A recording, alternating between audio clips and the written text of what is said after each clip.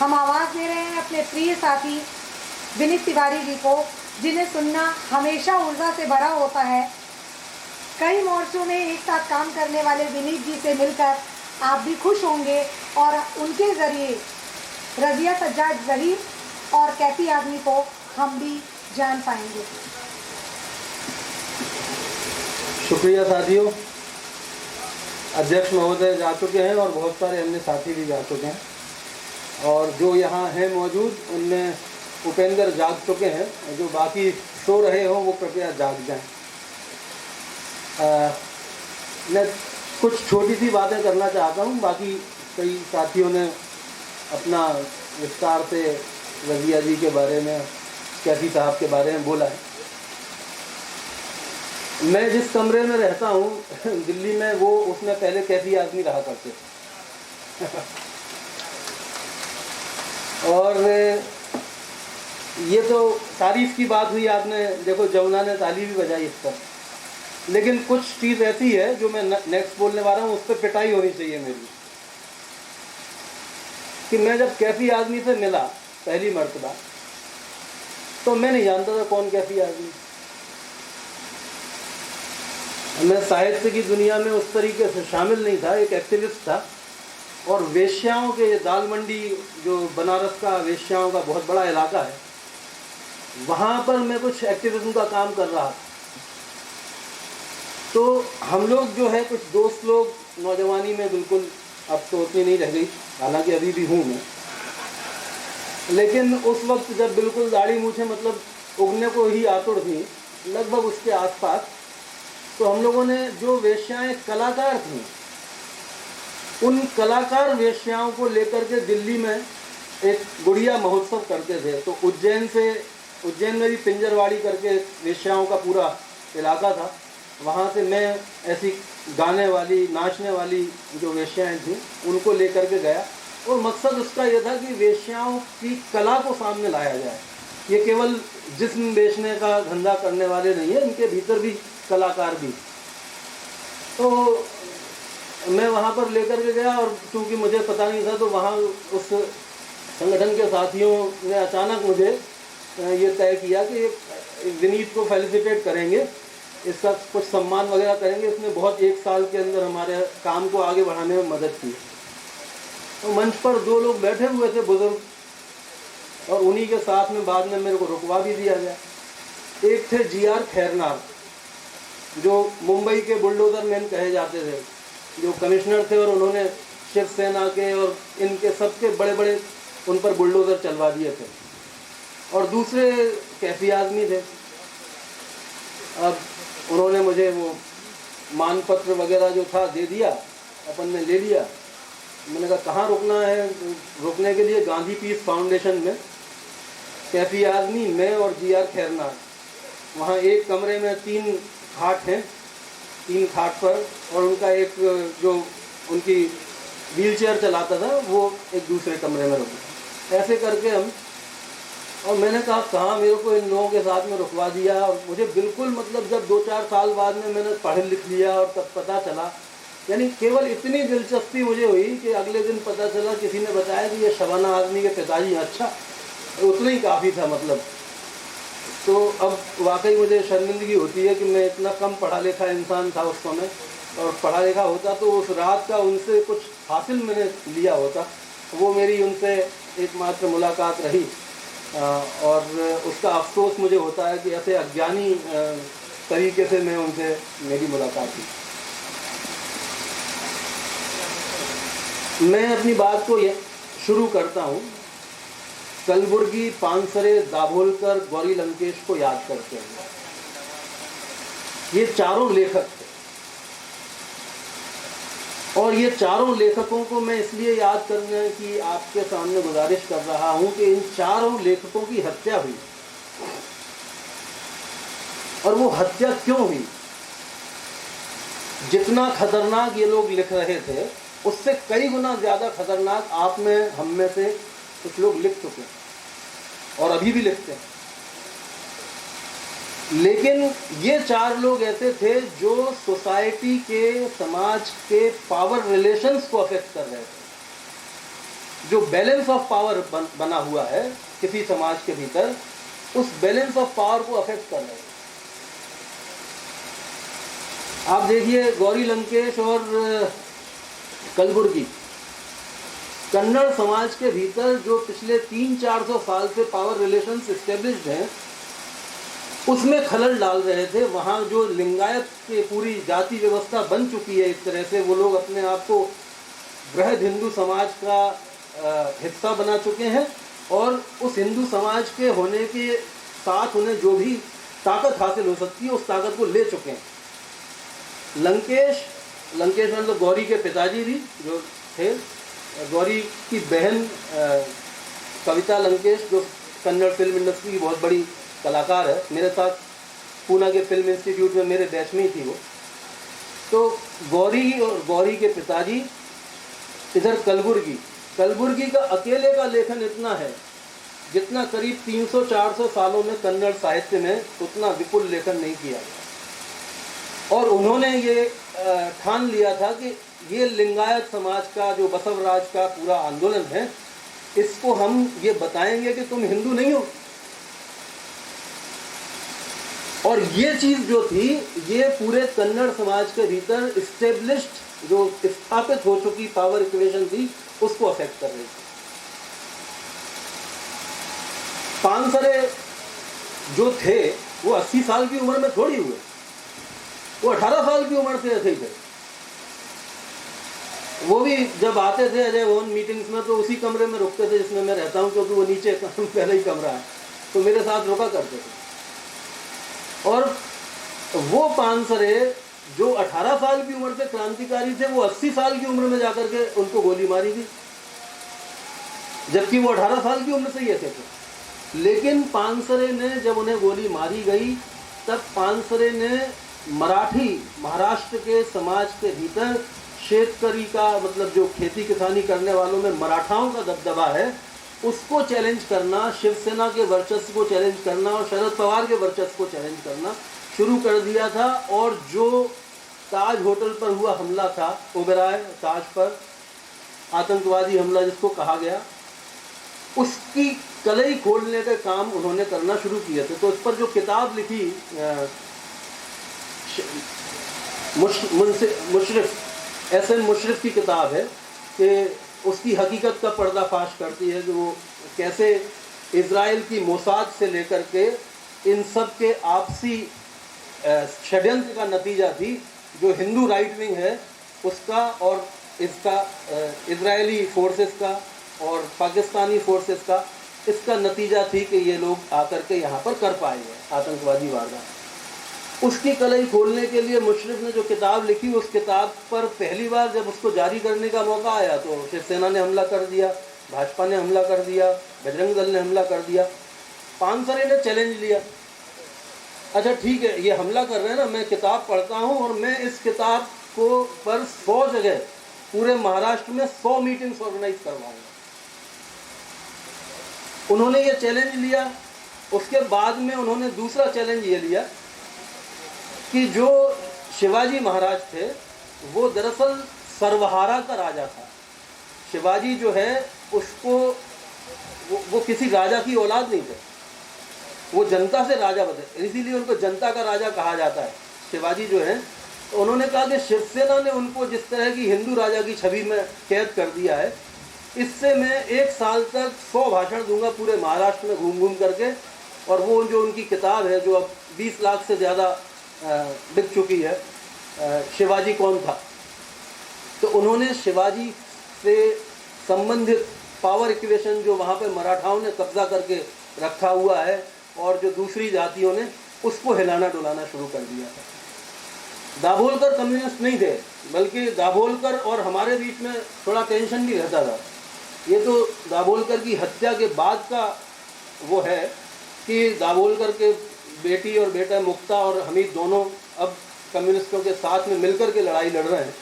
और लेकिन दाभोलकर समाजवादी, मतलब सोशलिस्ट थे, सोशलिस्ट बैकग्राउंड से थे, और दाभोलकर कम्युनिस्टों की आलोचना करते थे। लेकिन दाभोलकर पूरे के पूरे समाज के भीतर जो अंधश्रद्धा या पंडितों का वर्चस्व या साधुओं का वर्चस्व था, उसको चैलेंज कर रहे थे।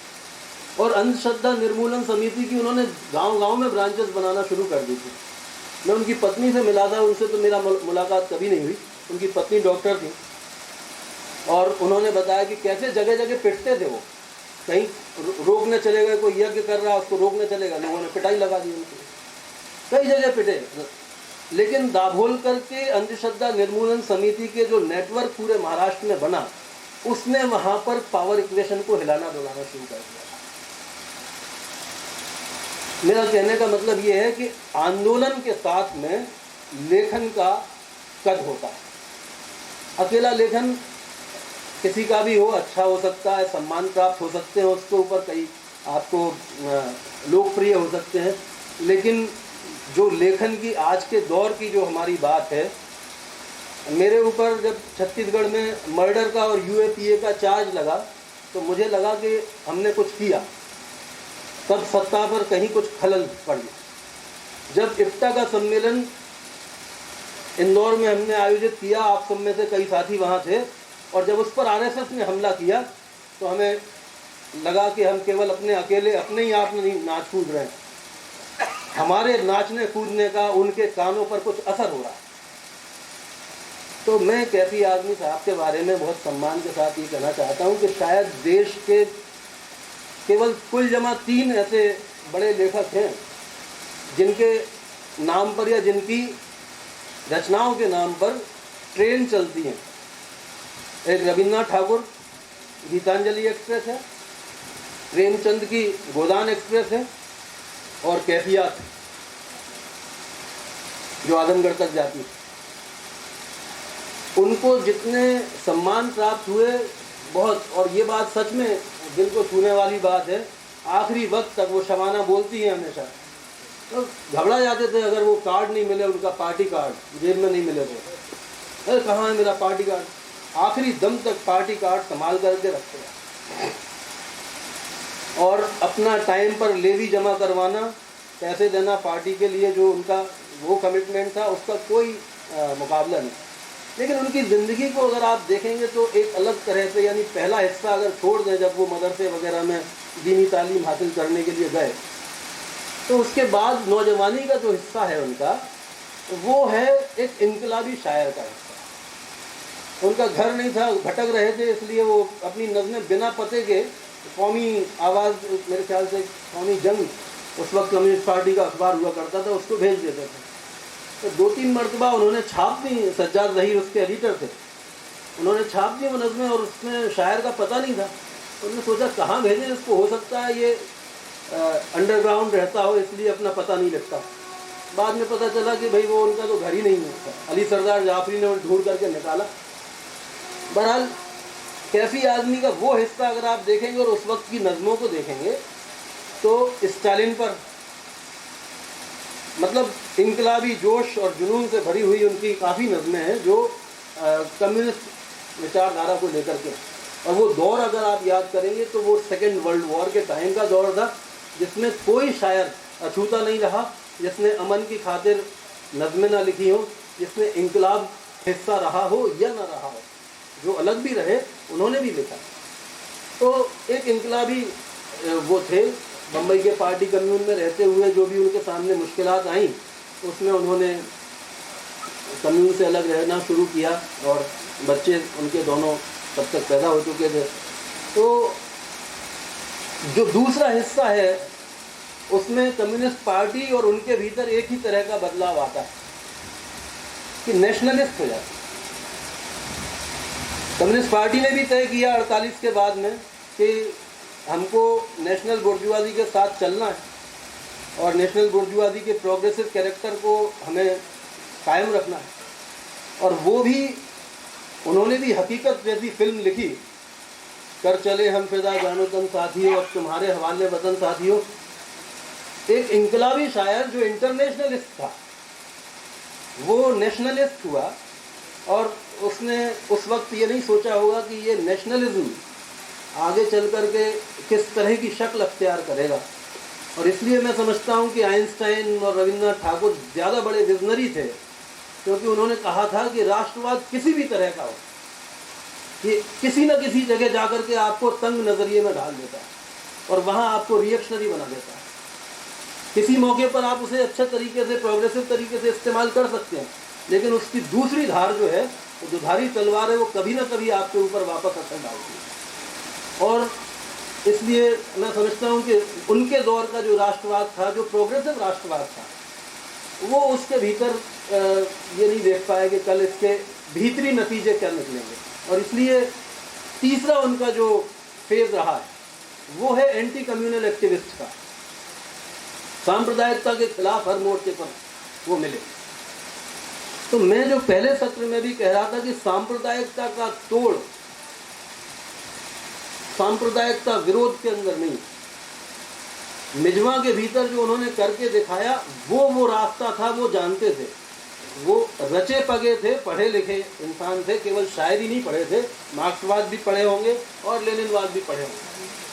तो वो ये जानते थे कि मजहब की जो लड़ाने वाली कोशिशें हैं, उनका नतीजा अगर हमको उनका असर ख़त्म करना है तो वो होगा कि लोगों की रोज़मर्रा की ज़िंदगी में काम के रिश्ते कैसे बनते हैं। वो एक जगह पर आकर के पढ़ना शुरू करते हैं कि नहीं, एक जगह पर आकर के काम करना शुरू करते हैं कि नहीं। मोहब्बतें तब बनेंगी, हिंदू मुसलमान के बीच में बनेंगी, दलित गैर दलित के बीच में बनेंगी। अगर अपने अपने स्कूलों में पढ़ेंगे तो नहीं बन पाएंगे। तो उन्होंने वो काम, इसलिए मिजवा को एक मॉडल विलेज जो बनाने की उनका सपना था, वो सपना उसको मॉडल विलेज ऐसा बनाने का नहीं था कि देखो यहाँ स्कूल खुल गया है और यहाँ पर रोज़गार मिल गया है लड़कियों को। वो था एक सोशलिस्ट विलेज का मॉडल, एक समाजवादी गांव जो होगा उसका एक बीज जो उनके दिमाग में कुलबुलाता रहा होगा। तो ये इस तरह से कैफी साहब का एक सर्कल कंप्लीट होता है।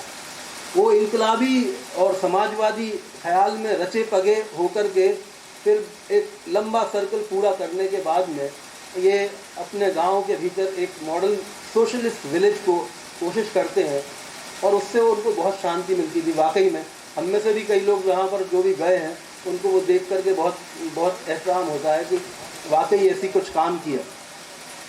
बहरहाल ये कैफी साहब का मेरे समझ से उनकी ज़िंदगी के बारे में थोड़ा बहुत जो मैं उनके शेरों को कोट नहीं कर रहा हूँ, वो आप सब पढ़िए।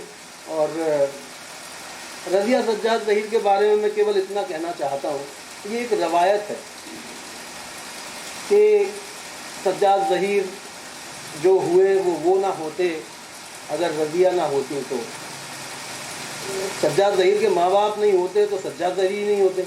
ये तो खैर मतलब इसमें किसी का कोई जोर ही नहीं था।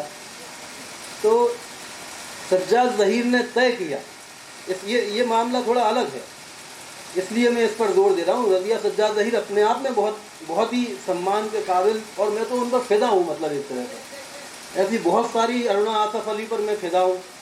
मेरे शहर की पेरिन दाजी जो थी, मैं उनके पति होमी दाजी से बोला करता था कि अगर मैं पहले आपके ज़माने में रहा होता तो आपका कॉम्पिटिटर में होता। वो भी 90 साल की होकर के गई। तो मुझे बुज़ुर्गों के साथ में बहुत मोहब्बत हो जाती है। तो रज़िया सज्जाद ज़हीर अपने आप में एक बहुत अलग शख्सियत है, लेकिन ये कहना कि सज्जाद ज़हीर ने कुछ जो कर पाए वो इनकी वजह से कर पाए या इनका बहुत बड़ा रोल रहा, वो मुझे नहीं माकूल लगता। क्योंकि उन्होंने मना कर दिया जाने से पाकिस्तान, वो गए, 3 बच्चे और बीवी पीछे छोड़ करके गए। हो सकता है उन पर कोई ये भी इल्ज़ाम लगाता कि कैसा गैर जिम्मेदार इंसान, लेकिन गए वो अपने। तो उनको ये नहीं था कि भाई तुम बच्चे संभाल लोगी तो मैं जाऊंगा, नहीं तो मैं नहीं जाऊंगा। पार्टी ने तय किया, उनकी प्रतिबद्धता थी, वो गए। तो और रज़िया सज्जाद ज़हीर की ये खासियत थी कि उन्होंने कहा कि तुम्हारी पार्टी गलत काम कर रही है, तो मजहब के आधार पर मुल्क नहीं बनना चाहिए। तो इसलिए उनने जाने से मना किया। पाकिस्तान जाकर के बंद रहे वो 5 साल तक। और इस दौरान रज़िया सज्जाद ज़हीर ने जो झेला, तो वाकई उनकी ज़िंदगी में बहुत ही मतलब उनकी क्रिएटिविटी तो एक तरफ, लेकिन उनको इतने ज़ख्म मिले क्योंकि अपने ही ससुराल के आउट हाउस में उनको डाल दिया गया एक तरह से। अपने घर में, मतलब वो बड़ी कोठी जो उनके ससुर की थी उसमें भी नहीं रही। एक तरह से थोड़ी बेइज्जती के साथ में उनको अपने रिश्तेदारों से। लेकिन उसी वक्त में पीसी जोशी रोज़ उन्हें खत लिखते थे बिना नारा, रोज़ या हर हफ्ते उन्होंने लिखा है बिला नागा खत लिखते थे और मिलने जाते थे।